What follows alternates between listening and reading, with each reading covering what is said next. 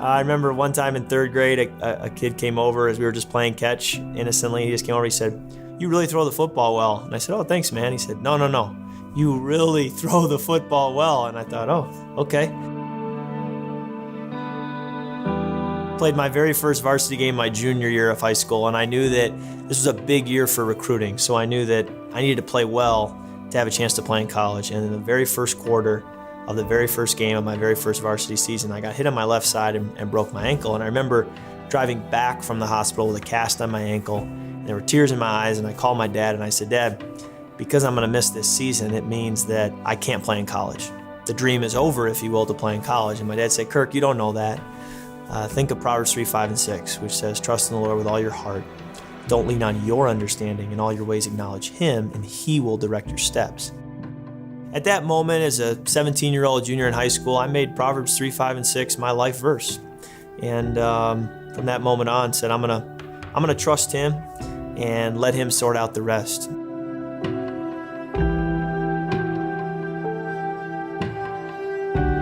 A year and a half ago, I said it would be impossible to play college football, and now I'm signing a full scholarship to have college paid for to play for a school that would have been my dream school all along. That was only the beginning, and yet at that time I thought that alone teaches me what it means to walk by faith and how big God is. And yet God said, "Kirk, I haven't done anything yet. I'm going to take you on a journey here. Just keep trusting me."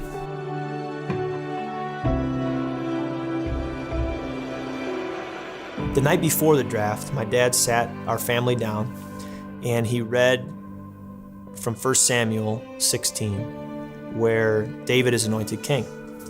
And he said this passage has the feel of a draft because Samuel goes to the home of Jesse and he says, "Bring out your sons. From your sons will be the next king." Well, he goes through the first and he says, "Surely this must be the one." He looks the part. And the Lord spoke to Samuel and said, "No, he's not the one." And then he goes through each one, and he goes through 7. And the Lord says no to all of them. And so Samuel says to Jesse, "Do you have any other sons? Because the Lord said the 7 you brought to me are not it." He said, "Well, I have one more, David. He's out in the field. I didn't even think he was in the running." So David, he said, "Bring him." So David's brought before Samuel. Samuel sees him, and the Lord says, "That's the one." And my dad's point to me was, "Kirk, there's a lot of outward appearance looking going on right now around the NFL with the draft, and there will be going forward. Ultimately, as you've seen through your upbringing, the Lord directs your steps. The Lord has His hand on your life, and the Lord is not looking at the outward appearance. The Lord is looking at the heart."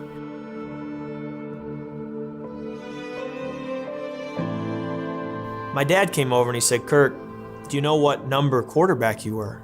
And I said, "No, I don't." I said, "I know there's usually 10 or 11 that get picked in the draft every year." He said, "You were the 8th quarterback."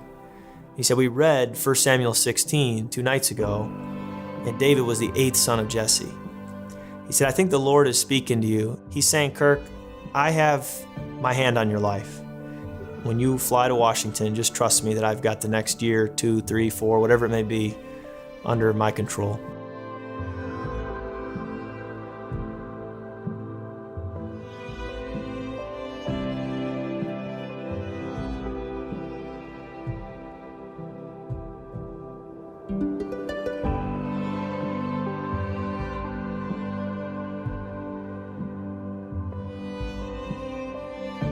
I've probably had more "where are you, God" moments than I have had the moments where I know He's near.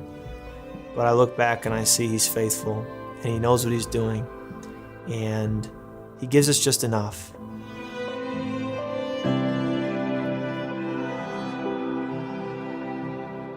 I want to see lives changed for the kingdom, and I want as many people as possible to come to know the hope of the gospel, but also not only to come to know Jesus through the gospel, but then to make Him Lord of their life and to see what I've seen in terms of decades of the Lord's hand guiding a life. And that's a journey that we're all on, and we're all in different places on that journey. But that's what I want my life to be about.